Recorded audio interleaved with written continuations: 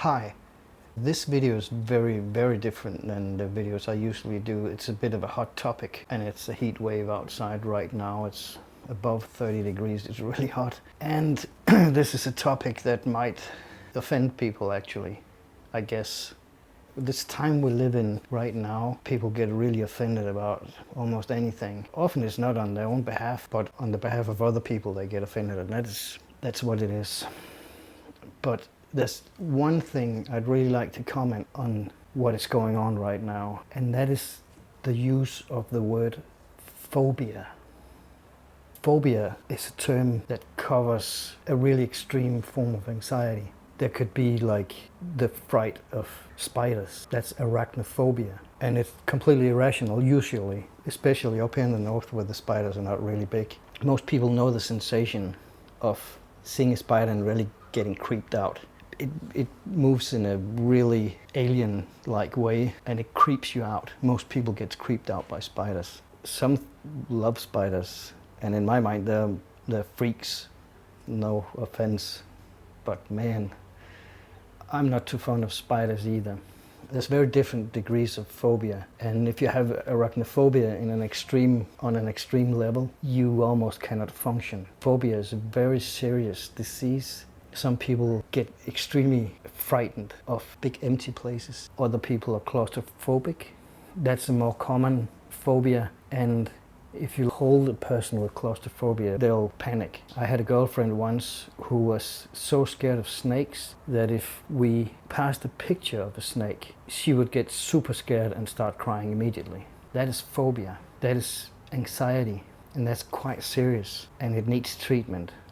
Most of us can live with a certain degree of phobia, and some phobia might even be helpful in an evolutionary way because it will protect us from, let's say, venomous spiders, venomous snakes, even though that we are on the size of the Empire State Building compared to a spider.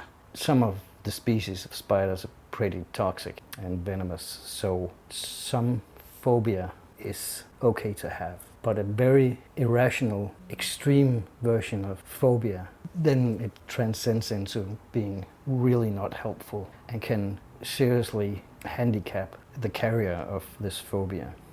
In the debate and the discourse today, you use words as transphobic, homophobic, and Islamophobic. And now I'm treading on toxic ground because I know a lot of people might get really offended about what I have to say about that. If I was transphobic in the sense of the word, if I saw somebody who was a trans person, I'll get super scared and panic.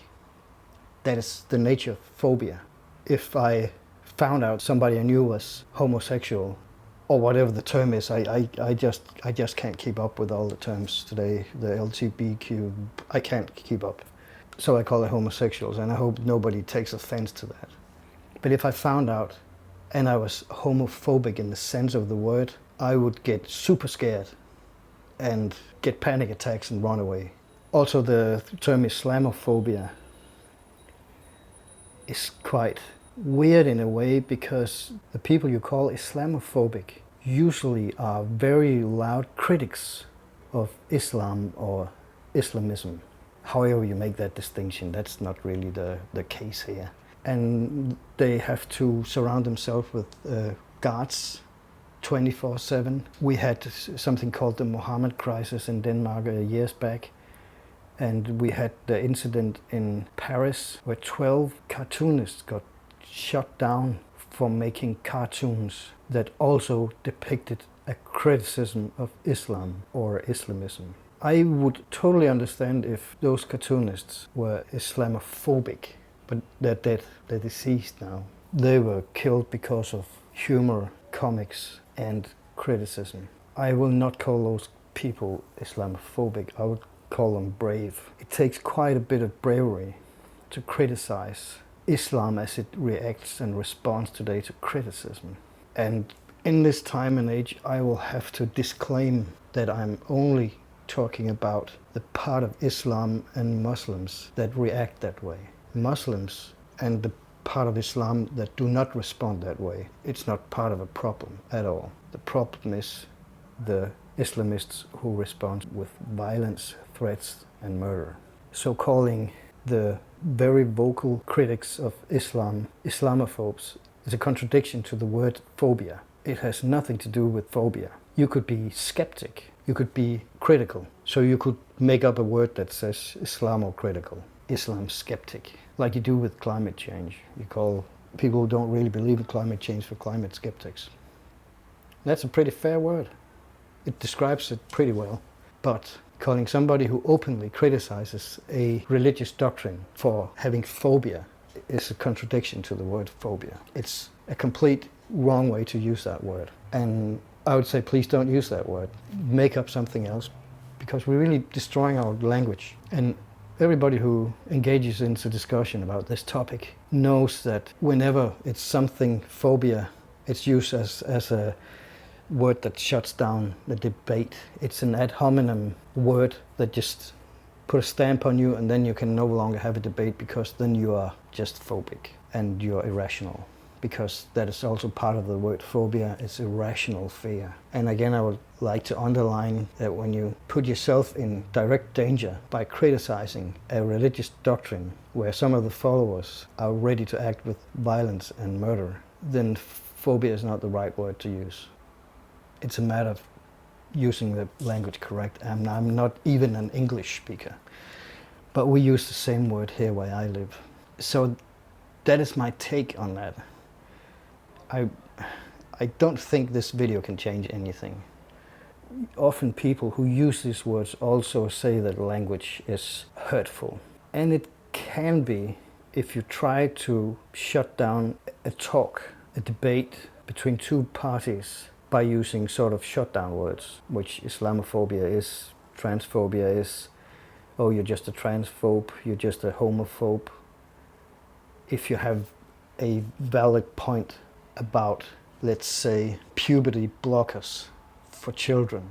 If there's a family and the boy suddenly starts playing with a dress, and then you feel obligated to intervene in his natural physical development with hormone blockers or puberty blockers. I don't know the exact term for it. And if you criticize this thing, then you're not a transphobe. You're just critical. You're critical of doing that to a child. You don't know where it goes. You're 25 before your frontal lobe is finished developing, so nobody knows where it goes. Calling people with that opinion a transphobe is not helpful for anything. And that's pretty much my point with this video. Phobia is a very serious disease, and we shouldn't use it just to shut down debate.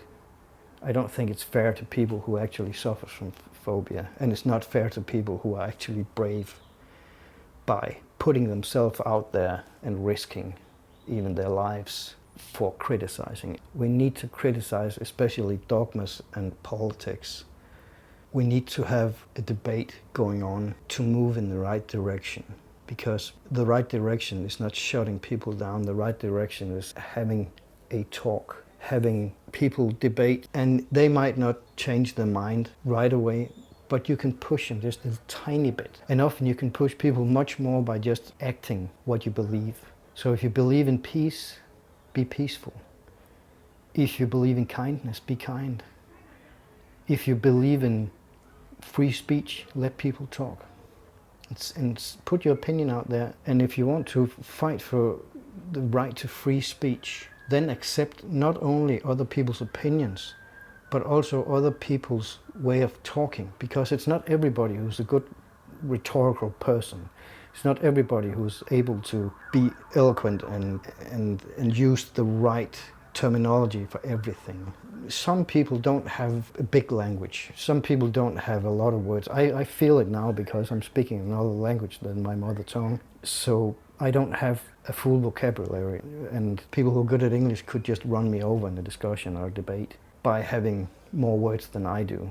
If I have a debate with people in my own language, I have to accept that some people use a more rough language, some people are more humoristic, some maybe have more, you could think they were more aggressive in the way they speak, but in their culture, they might not be aggressive at all. It's quite funny sometimes when you hear, like, there's a lot of Arabs in this neighborhood, and when they talk to each other on the phone, it can sound as if they're actually arguing. But that's just the culture, that's just how they talk. And you just have to figure that one out, so you don't think that they're having an argument with their mother on the phone. So I have to accept that when I speak to them, that they have another way of talking, and embrace it. Because if we don't, and we only allow a certain way to engage in a debate, then we lock a lot of people out, and we call them stupid, and we call them simpletons.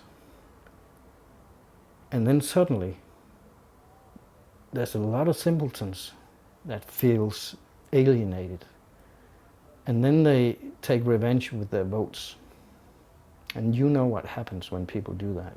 If you want the world to be a better place, you have to invite people in, no matter how they talk, no matter what language they use. Go for the substance. And be able to laugh at yourself, and be able to laugh at the whole situation, but put in the world what you really want it to be. And don't use the word phobia, please.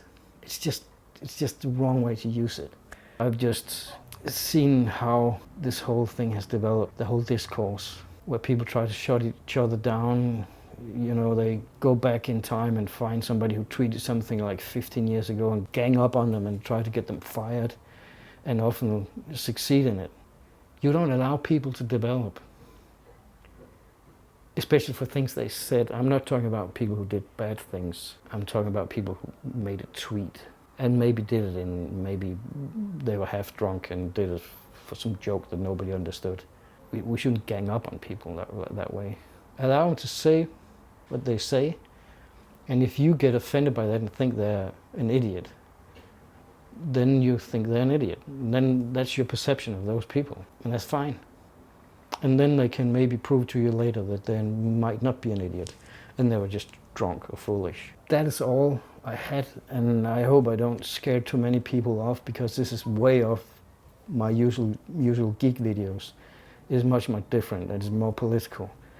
I better stop this video now, because I'll go on rambling forever. I hope it made some sense, and yeah, that was all for me. The next video will be a quick tip video. See you later.